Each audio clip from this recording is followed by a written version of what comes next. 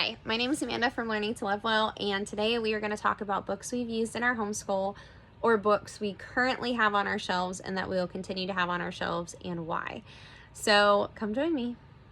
Sometimes in homeschool, we can get so overwhelmed by all the book options out there and we can read through a bunch of descriptions, but sometimes it's just nice to have a book recommended from a friend. And this is what today is about.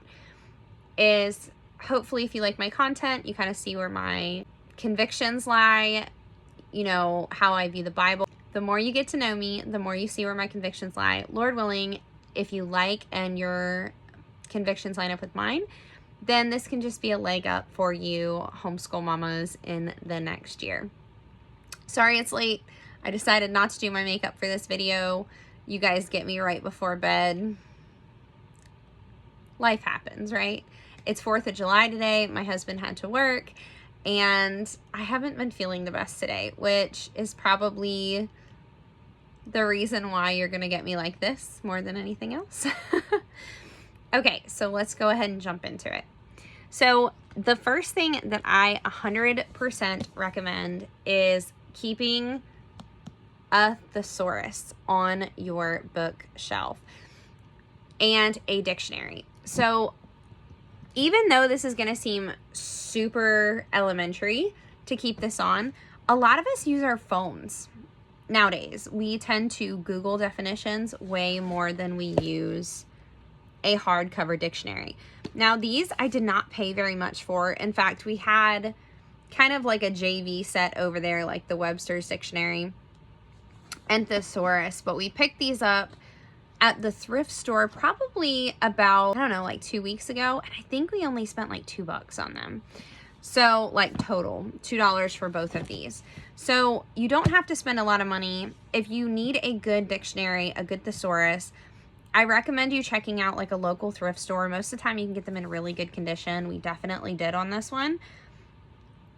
And it is way better for your kids to be able to learn how to do it bookwork style instead of just looking everything up on the internet.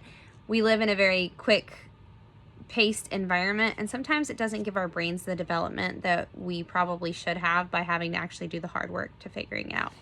Now that we have like Siri, Alexa, where we just ask for it and they pop it up on our screen. They'll even read it to us.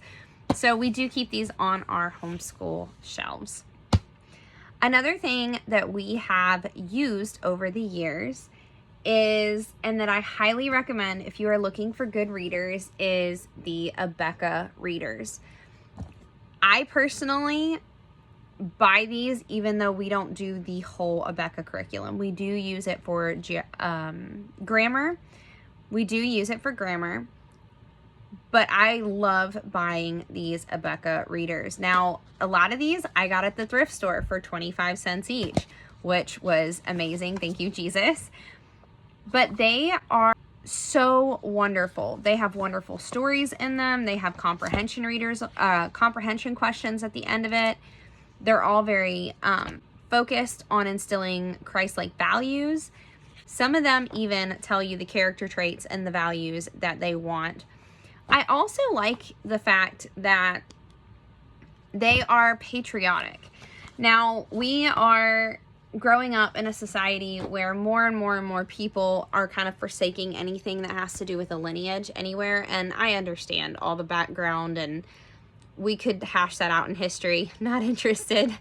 But the truth is that in a world who is so keen on losing all of their history, I want my kids to understand that history both holds good stories and bad stories, that we should learn from those who have gone before us and have done things right.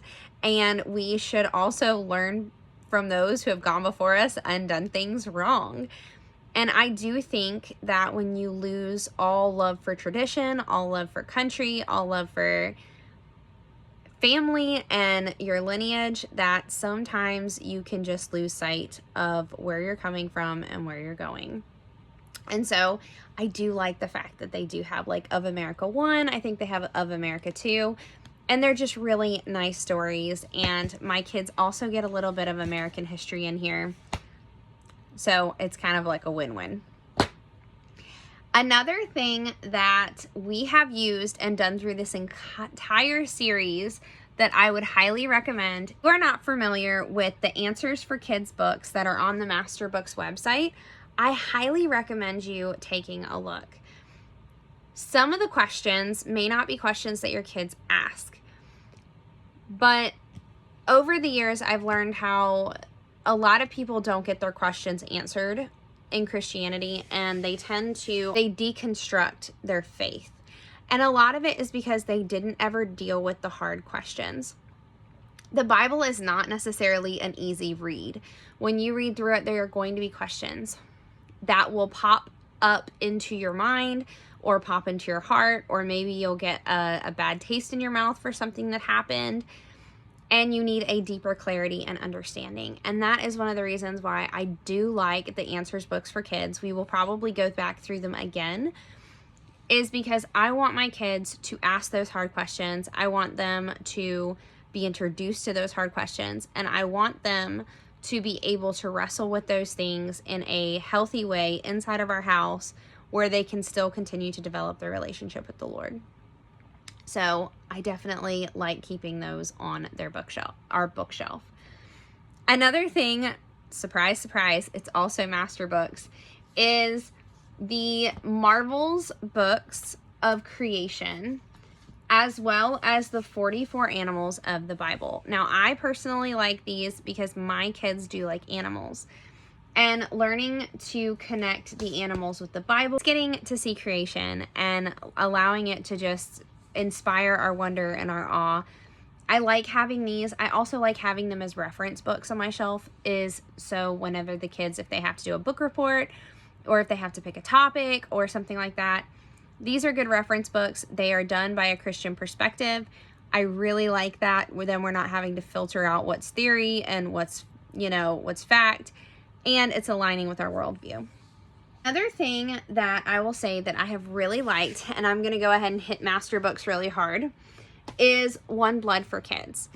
So we started this book last year, and we did it last year, and it kind of helped my kids be introduced to, one, the fact that racism is something that does exist and it can exist, and what is the proper biblical lens for that.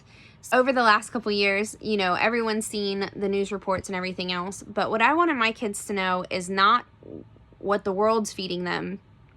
I want them to know what God's word says. I want them to have a good scientific explanation of why some people look different, why character traits. And this book does that, and I really enjoyed it, and it was wonderful. I have seen my kids grab onto this information and actually implement it in their everyday lives and actually educate other kids who were acting in a way that was outside of the biblical realm, and get to share the information that they learned in this book. So for that, I was really, really happy. Another thing is if you are one of those people who enjoy dinosaurs or enjoy animal books, I highly recommend any of the dinosaur books or the paleontology set from Master Books. Now, we use them as readers, and I highly recommend it. What I really like about it is the fact that they're well written. And a lot of times, especially since we are a very education-driven, accreditation-driven society, sometimes people who are very smart can say some very ignorant things. And one of the things that I like about Master Books, and specifically like the paleontology set and stuff like that, is there are also very smart PhDs who are standing for the biblical worldview. And I want my kids to be able to understand that just because you have letters behind your name doesn't mean you're necessarily someone that they need to listen to. And this is kind of like a way to introduce that, is being able to use those critical thinking skills. They break down things like the difference between fact and theory and I really appreciate that. So any of the dinosaur books from Master Books, I highly recommend. So I am going to go ahead and give a warning. If you have kids around you, this is not their time to be listening in. So if you need to take a moment, pause the video, and walk away. These are geared towards, well, not all of them, but a lot of them are geared towards other age groups and other topics. Okay, so the first one is a mama reading book. I bought this book, Conflicted, from Master Books at the beginning of, I think I bought them in November. Actually, no, it was the spring because I did a video on it. And it is about a public school teacher who quit his job and why he had to leave the public school system. And as a born-again Christian, he talks about the Marxism, he talks about gender theory, he talks about CRT and where it's coming from, what the roots are, and how anti-God the school system has become. And so I highly recommend, if you are either new to homeschooling or you are really wanting to have a very strong why behind why you're homeschooling, I highly recommend this book. I highly recommend is a book from Master Books. It's called Life Before Birth. Now, if you are one of those people who hasn't had the talk with your kids, a couple of these books that I'm going to talk about are books that we have read through with my kids. Now, we are very open with our family. We read the whole book, Bible, from Genesis to Revelation, so it addresses a lot of topics with my kids. But God is very gracious, and I have found that my children have been able to accept it with maturity, and they have done a great job with processing the information even at younger ages. And I believe that's because we have the Lord to thank for that. So Life Before Birth is a book written by Gary Parker, and he wrote a beautifully done book about topics like what happens to a baby in the womb, about abortion, about Down syndrome, about very sensitive topics. And this is just a really good, easy, simple reader. It's written in dialogue format throughout the book to kind of help address some really hard problems from a biblical worldview. And I highly recommend that if you are having someone question, this might be the book for you. Another thing is 9 things that your teens should know. And it actually says, and parents are afraid to talk about. We actually read this as a reader, and there are a couple things in it that I'm not happy about. Like, there was something about saying about kids having privacy and stuff. In our house, we give our kids privacy, as in have their, you know, they're allowed to say, hey, so-and-so told me something, but they don't want me to tell anyone. However, they know where the line is. They know what they have to report, what they have to talk about. Also, I want my kids to understand that if you have to look to the left or the right, you probably shouldn't be doing it, right? So because of that, I don't agree with that part of the book. However, we did read it as a reader, and for the rest of it, there was some really, really good information about changing into adulthood, about sex, about picking good friends, about staying away from peer pressure.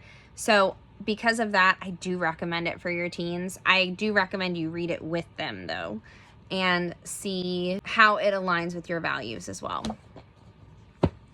Now, this set is one that I have actually had for, oh man, 7 or 8 years. And it is not from Master Books. I actually bought it from the Christian bookstore. You could probably buy it off of Amazon, probably christianbookstore.com. It is called God's Design for Sex. So if you are one of those people who really want to talk to your kids about the talk, and maybe you didn't have the best the best example of how to have the talk as a kid, these really walk you through it. It's done through a biblical lens. So It is written by a couple, and he is a psychologist, and he also has a theological degree as well. It is written in a very tasteful way. It actually starts way earlier. So the sex education program for this starts at 3 to 5, but they're all age appropriate. So this like walks through like body parts and things like that. This is 5 to 8, and it kind of describes how babies and where babies come from. And then book 3 deals with like, what's the big deal, as in like, you know, it's been a while since we read it, so I'm going to do a quick. Where sex is supposed to be at, you know, menstruation, and some of the big culture things that we deal with today, especially with like what's up with like the homosexuality thing and stuff like that, and that kind of addresses that. And then you have book 4, and book 4 gets into the nitty-gritty. Like, it talks about, you know, more of the anatomical body parts, you know, what happens during puberty, even more so, you know, body changes that happen. It has a little bit more information as far as like things that maybe a teen wouldn't want to ask the question about, and it kind of, it addresses it in a very tactful, very God-honoring way that keeps the purpose of sex education at the beginning of it, which is that we ultimately are using sex education to honor God, honor our bodies, and honor each other. And because of that, I do recommend this. It is very scary. Some people might be like, oh my goodness, that's really early to talk to your kids. We did it. We found that we are very grateful that we did it. Every person has their own opinion on that, and so because of that, no judgment either way. But if you are looking for a good sex education curriculum with no worksheets involved, God's Design for Sex, I have really enjoyed with my kids. Can't say I enjoyed it. The first time I think I had heart palpitations. That's fair. Totally was like, I can't tell my kids that. So glad I did anyway, because now they're not really searching for answers. They know we'll give them answers, probably in a book format, and it has made conversations a lot easier. So I think the last book is my bonus book, which is One Calls the Heart. So I think I've mentioned this before. We do readers as a family, and by God's grace, I had a friend who gave me a bunch of their One Calls the Heart readers. And I think we found these two at like a Seconds bookstore or something like that. And we have thoroughly enjoyed the One Calls the Heart books. We have just finished, I think, The Return to the Canadian West. We bounced back to the first series at The Gathering Storm. And although it's an audiobook and my kids are like, Mom, can we just do the regular book where you read it? They just like me reading to them. I don't think they like it that Mommy can just hit a button and play the audiobook, but I digress. So either way, these are some books that I recommend. I hope you stayed through the whole list. If you didn't, sorry, it went a little long. I thought it would be short, but apparently going through all these books takes a lot longer than I thought.